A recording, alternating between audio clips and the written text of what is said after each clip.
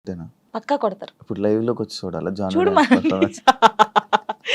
అలా నేను చెప్తున్నాను వాళ్ళకి. నన్ను చూసి చూసి చూసి 5 years నుంచి ఉంటున్నాను, ఫోక్ సాంగ్స్ అవే చేస్తున్నాను కాబట్టి వాళ్ళు ఊకే నా ఫేస్ చూసి చూసి ఇదే ఇదే ఎక్స్ప్రెషన్స్, సేమ్ ఎక్స్ప్రెషన్. కానీ సగం మంది అలా అంటారు కదా, సగం మంది మెచ్చుకునే వాళ్ళు ఉన్నారు. జానుకి ఫేమస్ అయిపోయాక ఇది వచ్చేసాక యాటిట్యూడ్ ఎక్కువ, పొగరు ఎక్కువ అనే వాళ్ళకి అసలు నాకు పొగరు ఉండదు, ఫస్ట్ యాటిట్యూడ్ ఉండదు. నేను అందరితో చాలా కలిసిపోయి ఉంటాను. నాతో జర్నీ చేస్తే తెలుస్తుంది. ఇప్పుడు దూరం నుంచి చూసి జడ్జిమెంట్ చేయడం వేరు. నాతో నిజంగా ఒక 1 day వచ్చి 5 minutes చాలు నాతో మాట్లాడితే వాళ్ళకి అర్థమైపోతుంది నేను ఏంటనేది. చాలా మంది నాతో అన్నారు కూడా, అన్నారు కదా ప్రొడ్యూసర్స్ కూడా, మీకు చాలా పొగరు ఉంటదంట అమ్మో మీతో మాట్లాడంటున్నారు. షూటింగ్ వచ్చిన తర్వాత సారీ జానమ్మ ఇలా దండం పెట్టి చెప్పిన వాళ్ళు ఉన్నారు. పొగరు ఉందా? ఉండదు, అసలు ఉండదు. యాటిట్యూడ్ ఉందా? అసలు ఉండదు. యాటిట్యూడ్ ఉండాలి. యాటిట్యూడ్ ఎప్పుడు ఉండాలి? సందర్భం బట్టి ఉండాలి. ఎప్పుడు పడితే అప్పుడు ఉండదు. ఉంటదా కొంచెం? కొంచెం అంటే ఒకవేళ వేరే రకంగా, ఒకవేళ నన్ను ఎవరైనా అన్నప్పుడు మంచి రకంగా అన్నప్పుడు అప్పుడు వాళ్ళకి మాట్లాడేటప్పుడు యాటిట్యూడ్ వస్తుంది. నేను ఇది కాదు అలా వస్తుంది కొంచెం, అంతే. ఎందుకు యాటిట్యూడ్, ఎందుకు పొగరు అవసరం లేదు. ఈ రోజు ఇంత ఉందాం, తర్వాత ఇంత అవుతాం, కానీ మనమైతే ఎప్పుడు అలాగే ఉండాలి. అది నమ్ముతాను నేను. ఎలా ఈటీవీ వాళ్ళు నిన్ను ఎలా కాంటాక్ట్ అయ్యారు, ఎందుకు కాంటాక్ట్ అయ్యారు? మనకి ఎందుకు కాంటాక్ట్ అయ్యారో తెలియదు. మనకు కాల్ వచ్చింది. కాల్ వచ్చినప్పుడు నేను బయట ఉన్నాము, టూర్కి వెళ్ళి ఉండి 24th అన్నారు. అప్పుడు ఒక డేట్ చెప్పారు. సారీ అండి నేను రాలేను, నేను టూర్కి వచ్చాను, నేను రావడానికి కుదరదు, ప్రాక్టీస్ కూడా ఆ టైంలో చేయలేను కదా అని చెప్పేసి వదిలేసాం. సరే అండి ఓకే అని కట్ చేశారు. మళ్ళీ నేను హైదరాబాద్ వచ్చిన తర్వాత మళ్ళీ కాల్ వచ్చింది. లేదండి మీరు కంపల్సరీ కావాలి అని అన్నారు. ఓ నీ అమ్మ, మళ్ళీ వచ్చింది కదా, మంచి ఛాన్స్ కదా, మన డాన్స్ కూడా మన టాలెంట్ అనేది అక్కడ చూపించచ్చు కదా అని చెప్పేసి ఓకే అని చెప్పాను. ఆఫీస్కి వెళ్ళాను.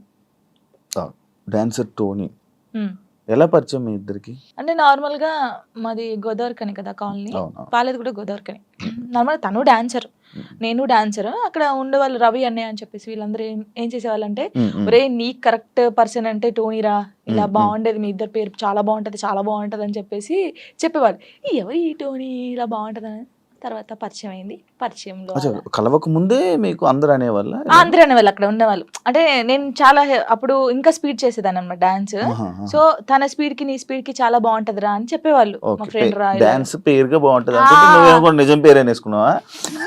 అలా ఏం కాదు, కానీ ఎవరైనా అనుక అప్పుడు పరిచయం అయిన తర్వాత అలా పరిచయాలు అయ్యి అలా లవ్ అయ్యి పెళ్లి జరిగింది. ఎన్ని ఇయర్స్ లవ్ చేసుకున్నారు నార్మల్ గా? నా 8th class లో అనుకుంటా. 2 years అయిందా మొత్తం? 2 years లవ్, 3rd year లో పెళ్ళి అయిపోయింది. మరి ఇంత లవ్ చేసుకున్నారు కదా, బ్రేకప్ అవ్వడానికి ఎందుకు రీజన్? అంటే 3 years లవ్, సడన్ గా ఒక రోజులో బ్రేకప్ ఎందుకు? అలా ఒక రోజులో కాలేదు, అది కొన్ని సిచ్యువేషన్ ఇంకా అలా జరిగిపోయింది. ఫీల్ అయ్యావా అనవసరంగా వదిలేసాను అని? అనవసరంగా వదిలేసానని కాదు, కానీ బాధపడ్డాను. చాలా రోజులు బాధపడ్డాను. అరే ఇలా కాకుంటే బాగుండేది, ఇద్దరం బాగుండే వాళ్ళం కదా, అలా బాధపడ్డాను. అంటే మీ మాటలు వింటుంటే ఎవరి తప్పు లేదు. దిష్టి కొట్టింది మాకు బాగా. అదే అంటే దిష్టి తగులుతూ విడిపోతారా? నిజంగా విడిపోతారు. ఫ్రెండ్షిప్ అయినా ఏదైనా సరే మన మీద కళ్ళు పడ్డాయి అనుకో విడిపోతాను. నమ్ముతారా ఇది?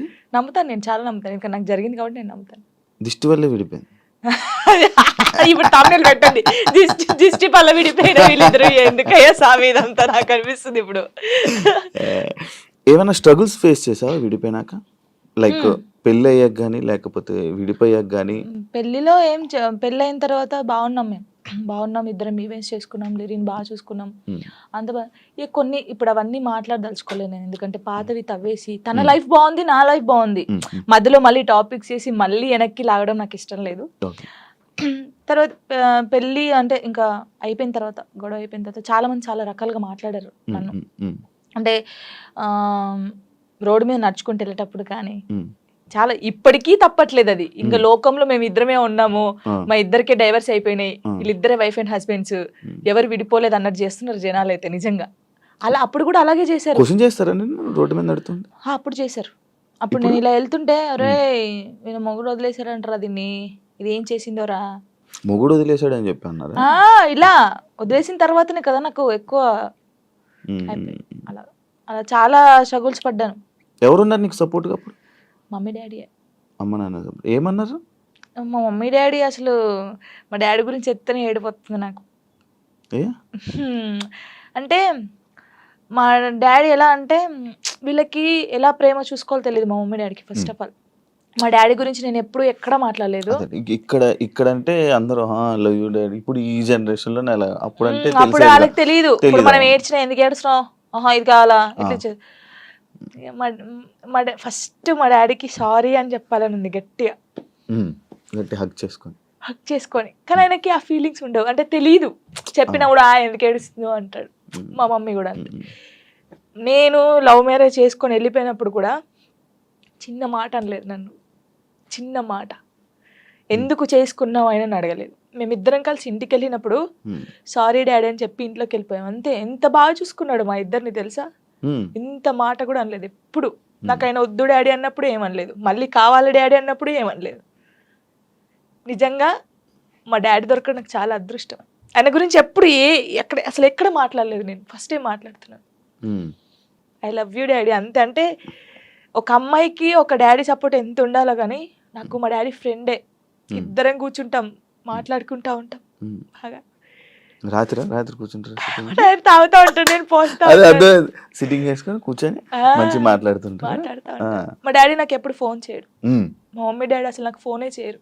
ఒక అమ్మాయిగా బయటికి ఇంత తిరుగుతానా అంటే వాళ్ళకి తెలియదు ఏం చేస్తున్నావు, ఎక్కడున్నావు, అయిపోయిందా, అసలు ఫోనే ఉండదు. వెళ్ళింది చేసుకుని వస్తుంది, తనకు తెలుసు. 3 months ఒకసారి మా డాడీ ఫోన్ చేస్తే ఏడుతాను ఫుల్. స్క్రీన్ షాట్ పెట్టి స్టేటస్ పెడతాను, మా డాడీతో ఇంతసేపు మాట్లాడాను.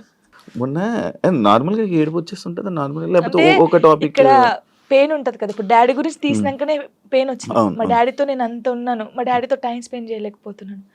నాకు మా డాడీ లిరి చాలా, వీళ్ళిద్దరు పేరు ఎత్తే నేను ఏడ్చేస్తాను ఫస్ట్. మీ అబ్బాయి అంత ఇష్టమా మీ అబ్బాయి అంటే? చచ్చిపోతాను వాని కోసమే బతుకుంది నేను. ఇప్పుడు కొన్ని రోజులు అయిన తర్వాత మీ అబ్బాయిని పంపించాలి, నాన్న దగ్గర పంపించాలి అని అంటే పంపించరు. అంటే యాక్చువల్ లా ప్రకారంగా నార్మల్గా కొన్ని ఇయర్స్ అమ్మ దగ్గర, ఇన్ని ఇయర్స్ అని అమ్మ దగ్గర ఉండాలి అని చెప్పి. అలా అంటే నాకు గుండె అయిపోతుంది. లేదు, జనరల్గా అడుగుతున్నా. లిరి వెళ్ళడు, అమ్మ కాడే ఉంటా అని చెప్తాడు. షూర్. నేను ఉంటును, సపరేట్ గా మనతో మీరు మాట్లాడండి, వాడు చెప్పేస్తాడు. వెళ్ళడాడు. అంటే అబ్బాయి ఇష్టం, అబ్బాయి ఇప్పుడు నా ఇష్టం లేదు, తన ఇష్టం లేదు, మళ్ళీ ఇదిగా అడుగుతారు కదా, మా మమ్మీని వదిలిపెట్టి రానని చెప్తాడు.